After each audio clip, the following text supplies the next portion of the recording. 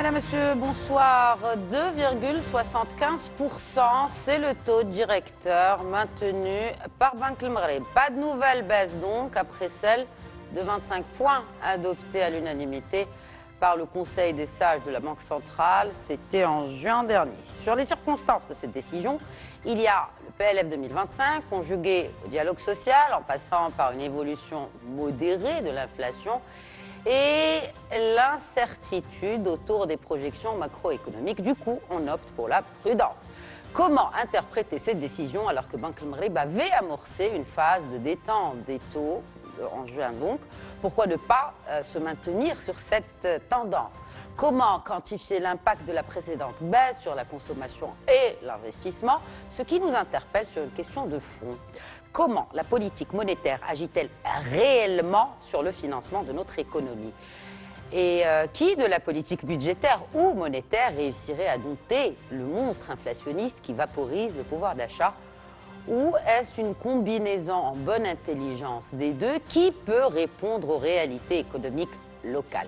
Enfin, quid du marché monétaire? Comment se porte-t-il à la lumière des évolutions monétaires? Pour répondre à ces questions, j'accueille depuis Oujda l'analyste économique Mehdi Fakher. Bonsoir Mehdi Fakher. Bonsoir Khadija et merci pour l'invitation. Mais un plaisir renouvelé de vous accueillir. Marhaba. Et un plaisir aussi renouvelé d'accueillir mon confrère depuis Paris, le journaliste Mehdi Mishbal. Bonsoir Mehdi Mishbal et bienvenue à vous parmi nous dans Questions d'actu. Bonsoir Khadija, bonsoir Mehdi. Donc, décision aujourd'hui de Banque El Maghreb de garder le statu quo par rapport au taux directeur. C'était suite donc à cette réunion du Conseil des sages de la Banque centrale. Alors, petit contexte d'abord international. La Banque centrale américaine, la Fed, a abaissé de 50 points son taux directeur, tandis que la Banque centrale européenne a réduit le 12 septembre dernier son taux d'intérêt de la facilité de dépôt de 25 points à 3,50%.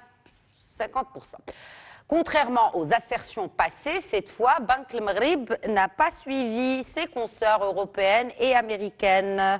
Mishbal, pour commencer, un commentaire. Oui, effectivement, cette fois-ci, le Conseil de Banque El Maghreb n'a pas suivi complètement les décisions récentes de la BCE le 12 septembre et de la Fed le 17 septembre. De continuer dans la baisse de leur taux directeur, il reste quand même élevé, il faut le signaler. On n'est pas à des niveaux de taux très bas, on est très très loin de la situation avant Covid. La BCE a baissé son taux à 3,50%, donc il reste très très élevé, plus élevé que le niveau de taux au Maroc. Aux États-Unis, la cible qui a été fixée, elle est à 4,75%, un niveau extrêmement élevé par rapport au passé, je dis bien. Mais par contre, il y a une décision qui ressemble à celle qui a été prise par le Conseil de Banque El Maghreb aujourd'hui. C'est celle qui a été décidée avant-hier, je crois, ou il y a 2 jours, par la Banque d'Angleterre, qui a décidé de maintenir son taux directeur inchangé, pratiquement pour les mêmes raisons invoquées par le Conseil de Banque El Maghreb et par Abdel Jouaili. Donc qu'il a évoqué lui-même d'ailleurs. Effectivement, il a évoqué l'exemple donc de la Banque centrale européenne, de la Banque centrale américaine, donc la Fed, mais aussi de la Banque centrale d'Angleterre, qui, contrairement à ces deux précédentes, a décidé en effet de maintenir son taux directeur. Mais l'idée, en fait, c'est de contredire un peu les dires de certains qui assumaient que, effectivement, la Banque centrale marocaine suivait un peu ou empruntait le pas à sa consoeur européenne notamment. Oui, mais ça c'est mal connaître Abdel Jouaili et le Conseil de Banque El Maghreb, parce qu'on se rappelle de la situation avant Covid, au moment où toutes les banques centrales, notamment les principales banques centrales dans le monde, la BCE et la Fed, au moment où elles étaient à des niveaux de taux proches de zéro, voire négatifs, Abdel Jouaili, lui, continuer contre vent et marée à justifier d'un niveau de taux qui restait autour de 2%. 1,50 quand la crise est venue, quand la crise du Covid est venue, Abdel Jouaili a eu raison de rester sur sa position, de ne pas être un suiveur de la Banque centrale européenne. Et il a trouvé des cartouches à jouer. Il a eu des cartes entre les mains à jouer pour contrer cette crise du Covid, contrairement à ses confrères européens et américains. Donc non, Banque du Maghreb ne suit pas forcément les décisions de la Banque centrale européenne ou de la Fed, quoique le contexte international peut impacter la conjoncture au Maroc. Mais au niveau de la politique monétaire, bon, on ne va pas rentrer dans des considérations très techniques. Il n'y a pas vraiment de lien entre ce qui se décide en Europe, aux États-Unis et au Maroc. Et chaque zone économique a ses propres spécificités. Chaque banque centrale. Mais est-ce que c'est justifié? Est-ce que cette décision est justifiée si on prend en compte cette décélération de l'inflation? Oui, moi je pense que cette décision est amplement justifiée parce que pour deux raisons principales, pour résumer un petit peu, pour deux raisons principales. Certes, l'inflation a baissé par rapport à 2023, donc on était à 6,1% de taux d'inflation en 2023. La prévision pour 2024, et celle de Banque du Maghreb, est de 1,3%, donc une forte baisse de l'inflation. Mais la même institution, Banque du Maghreb, prévoit une augmentation en 2025 de l'inflation à 2,5%. Mais ce sera en 2025, alors que pour cette année, elle est à 1,3% pour 2024. Je veux dire, c'est un taux quand même qui avoisine un peu les taux qu'il y avait quand le taux directeur était à 1,5%, comme vous l'évoquiez tout à l'heure. Exactement, mais quand le Conseil de Banque du Maghreb décide de baisser un taux directeur ou de l'augmenter, c'est en anticipation de l'inflation sur les 8 prochains semestres, sur 2 ans. On ne décide pas sur la base de ce qui a été fait, mais de ce qui va venir. Ce qui va venir. Et ce qui va venir, d'abord, c'est une prévision de hausse à 2,5%. Et c'est aussi beaucoup d'incertitudes sur le plan international qui peuvent impacter les prix.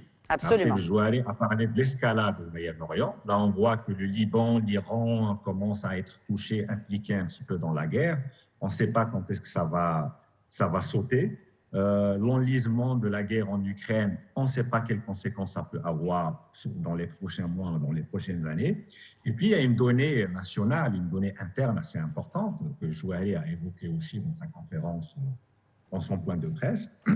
Et ben, c'est les augmentations de salaire au niveau national. Il y a eu déjà des augmentations de salaire pendant l'année. Il y a un accord social qui se poursuit. Il y a le robinet des aides directes qui a été ouvert par le gouvernement.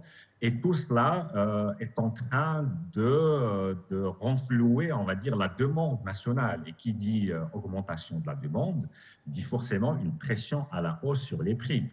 Donc, tant que le Conseil de Banque du Maghreb n'a pas une idée sur l'impact que peut avoir cette hausse de la demande au niveau national, mais aussi les pressions inflationnistes, notamment sur les produits énergétiques et les produits alimentaires qui peuvent venir de l'extérieur, ben la prudence reste de mise. De l'extérieur ou de l'intérieur, parce que là, c'est quand même une conjugaison des deux, Mehdi Mchbal. Quand on parle des facteurs exogènes, quand on parle d'un baril de pétrole aux alentours de $80, comme l'a précisé monsieur le Wali de Banque El Maghreb, et qu'on voit que les prix à la pompe restent les mêmes, à des niveaux élevés, donc l'inflation, effectivement, elle peut venir de l'extérieur comme de l'intérieur. C'était juste un petit complément d'information. Je me tourne vers Mehdi Faker.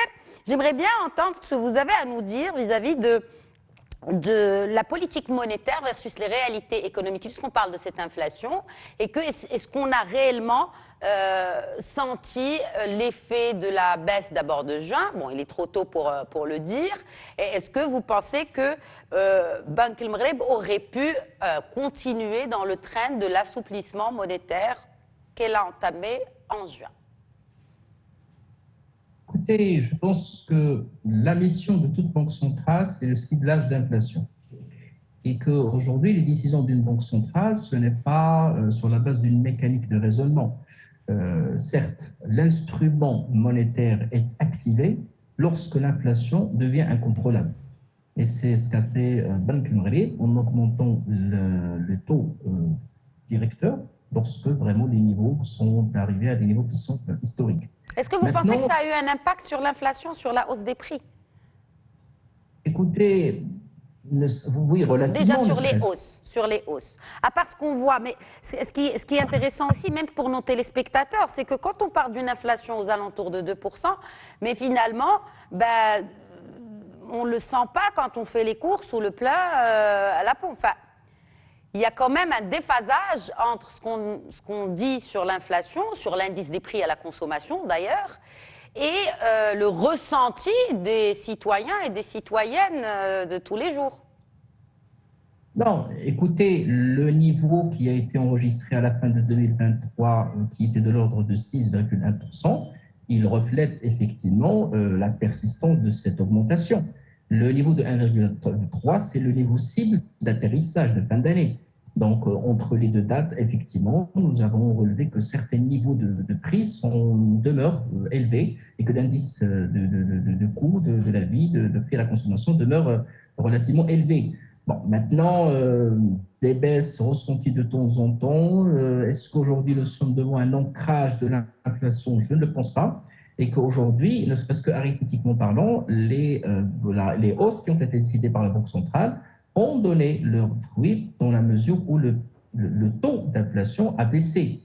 Maintenant, il y a à boire et à manger si nous souhaitons décortiquer ces augmentations de prix. Peut-être qu'ils ne sont pas dus principalement à un contexte de rareté, c'est un contexte économiquement justifiable, mais c'est lié à une organisation donnée des chaînes de distribution qui fait que la multitude des intermédiaires avec la spéculation expliquerait une partie de ces augmentations.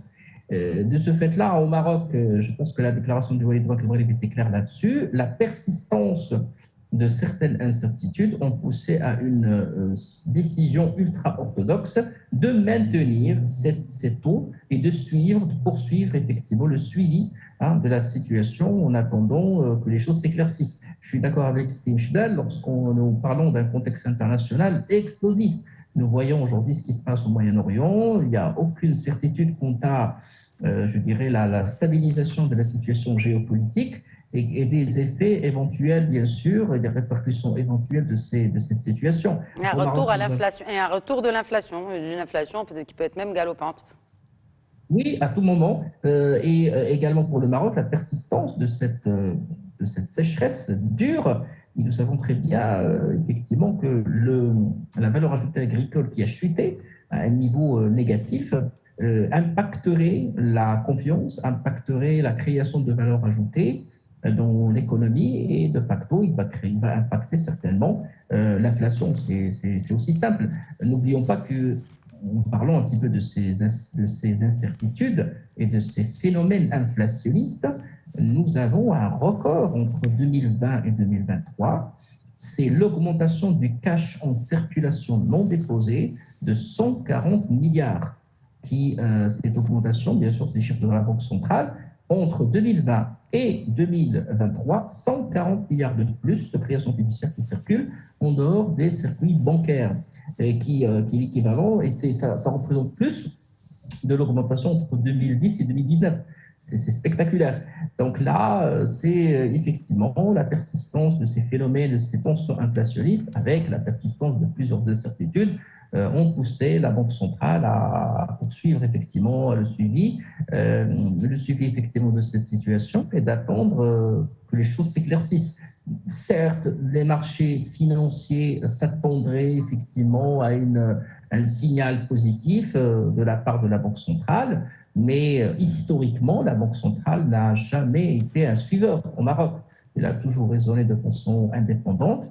Il a toujours estimé qu'il est déconnecté des décisions des banques centrales à l'international et que la situation du Maroc et le contexte du Maroc est en partie liée au contexte international, mais il n'est jamais, comme c'est le cas dans les banques centrales des pays du Golfe, qui, le lendemain de la baisse de la Fed, ont décidé de baisser à leur tour leur taux directeur. C'est un petit peu ça se comprend parce que leur marché financier aussi est hautement intrinsèquement lié aussi au marché financier américain et à la présence du dollar aussi dans les marchés financiers. Vous avez parlé de déconnexion justement des décisions de Banque Maghreb avec les décisions de ses consoeurs européennes et américaines. Mehdi Bechbel, je voudrais revenir justement sur les anticipations. Vous avez parlé tout à l'heure des anticipations de Banque Maghreb, notamment sur la question de l'inflation. Est-ce qu'il y a une connexion, cette fois, entre ces anticipations et le marché des ménages? Parce qu'il y a une connexion avec le marché financier, mais quid des connexions, de ces anticipations de la Banque centrale avec celui de la consommation, le marché de la consommation? Moi, je ne crois pas trop en la connexion entre les décisions qui sont prises au niveau de la politique monétaire, surtout sur les taux directeurs, et la mécanique de la consommation, pour la simple raison qu'on n'est pas dans une économie financiarisée. On le sait très bien, les taux directeurs, c'est quelque chose qui agit sur les taux des crédits. Oui. Et donc, la demande ou la consommation devrait être touchée si les ménages, les consommateurs, recourent au crédit comme un des principaux moyens de financement de leur consommation, de leur équipement, ce qui n'est pas le cas au Maroc. Le Maroc, si Fakir vient de le dire, la somme ou la masse de cash qui circule dans l'économie marocaine montre très bien que, quoique on a un taux de bancarisation un petit peu élevé, mais le niveau de financiarisation, c'est-à-dire de recours au crédit en tant que moyen de financement, reste très, très, très bas. Ce sont principalement les entreprises, les établissements publics et l'État qui recourent au marché financier pour se financer. Donc, une baisse ou une hausse du taux directeur impacte surtout les marges ou les taux de financement de l'État, plutôt que la capacité à consommer. Mais pourquoi du coup on nous dit qu'on augmente et on baisse? Je vous interpelle, hein, comme ça. C'est une question que peuvent se poser des milliers de Marocains. Pourquoi on dit alors que le taux directeur va impacter l'inflation et donc automatiquement va nous impacter également? Certes, c'est naturel que cela impacte. Et encore, on ne connaît pas s'il y a eu vraiment un impact sur les crédits. Mais ça impacte les crédits, notamment des entreprises, mais aussi des particuliers. Parce que finalement, l'inflation, d'après ce que vous venez de nous expliquer, eh bien, finalement... c'est autre chose que du... Moi, j'y crois pas trop. C'est autre chose que du ressort de Banque Maghreb, en gros. Et c'est pas, j'y crois pas trop, et c'est pas simplement un sentiment, mais ça a été prouvé par plusieurs études et même des experts des marchés financiers qui disent on n'est pas une économie financiarisée.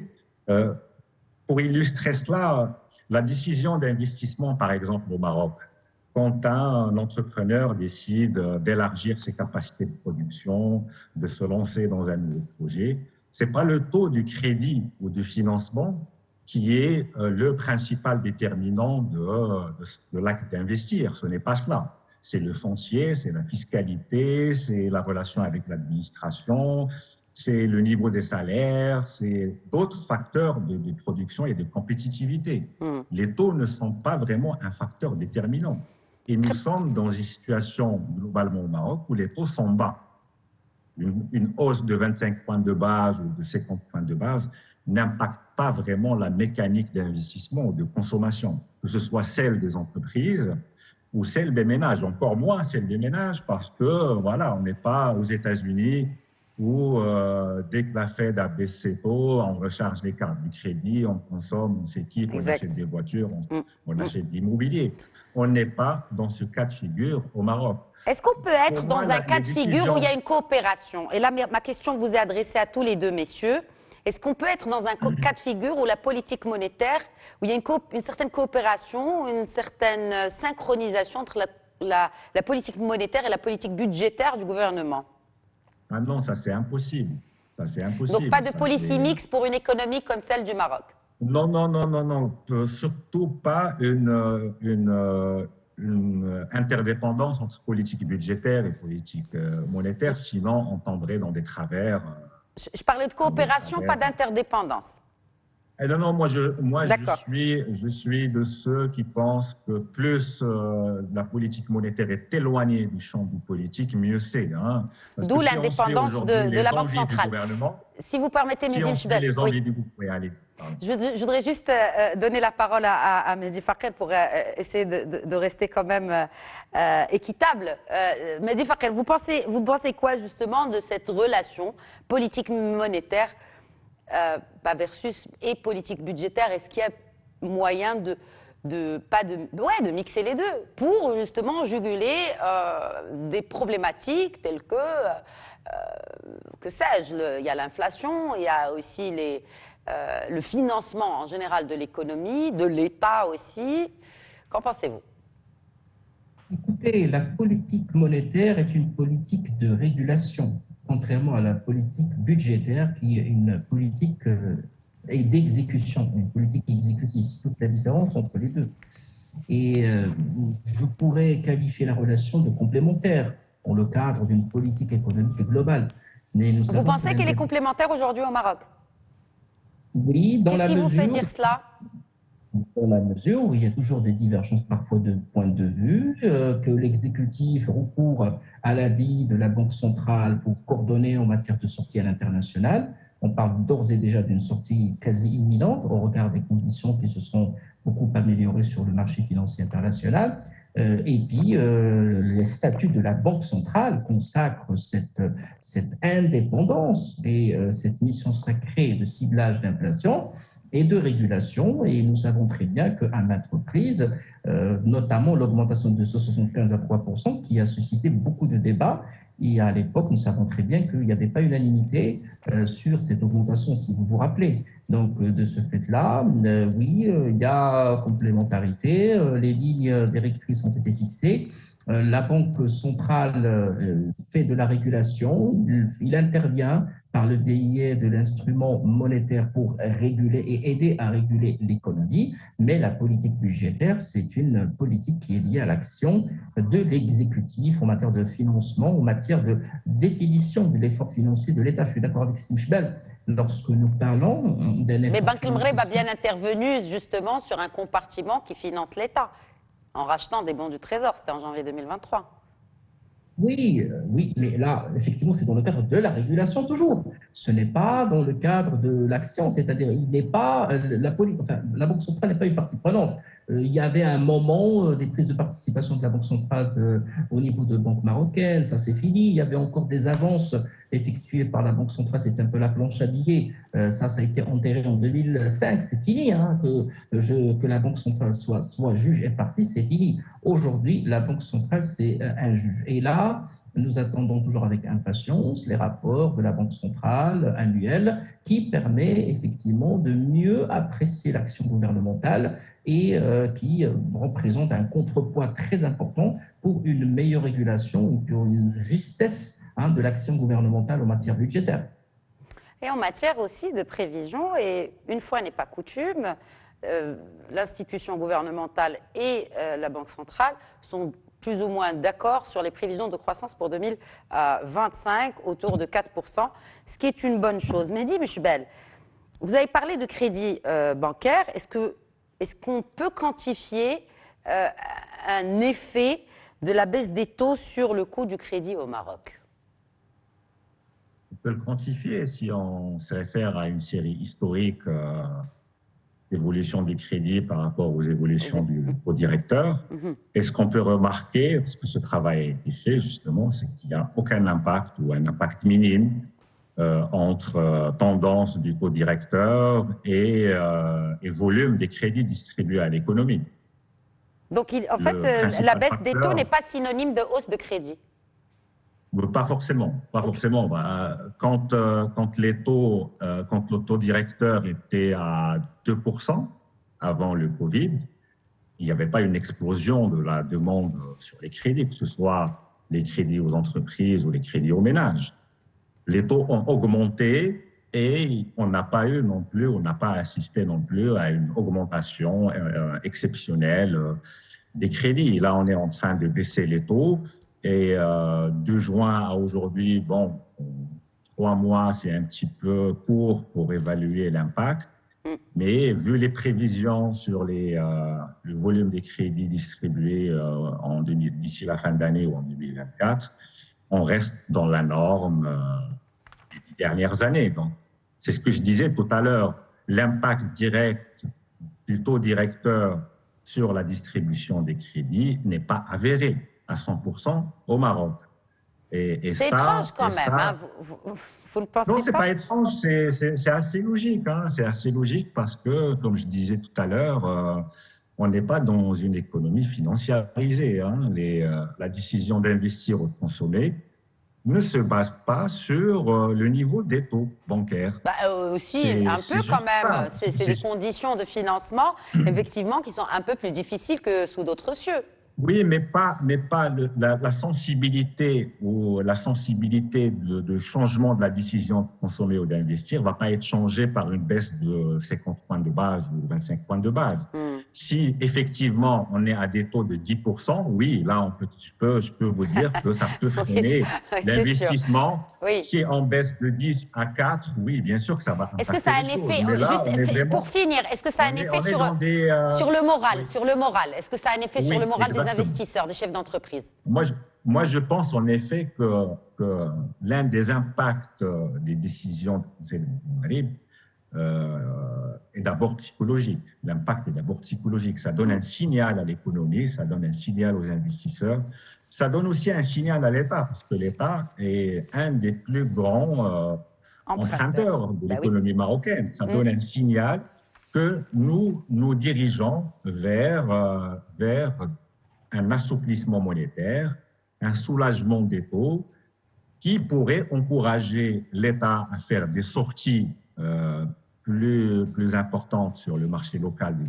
Trésor, qui pourrait aussi pousser les entreprises à emprunter plus au niveau des banques pour justement renouveler leurs lignes qui étaient prises à des taux plus chers, pour investir, pour financer leur trésorerie. Oui, il y a un effet psychologique. Merci. Une hausse des taux, bien sûr, crée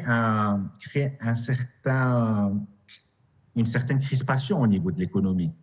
Quand la Banque centrale décide d'augmenter ses taux, on sent cette crispation au sein des chefs d'entreprise, même au sein du Trésor, au sein de l'État. Et quand il y a une baisse, psychologiquement, on sent que les choses vont mieux.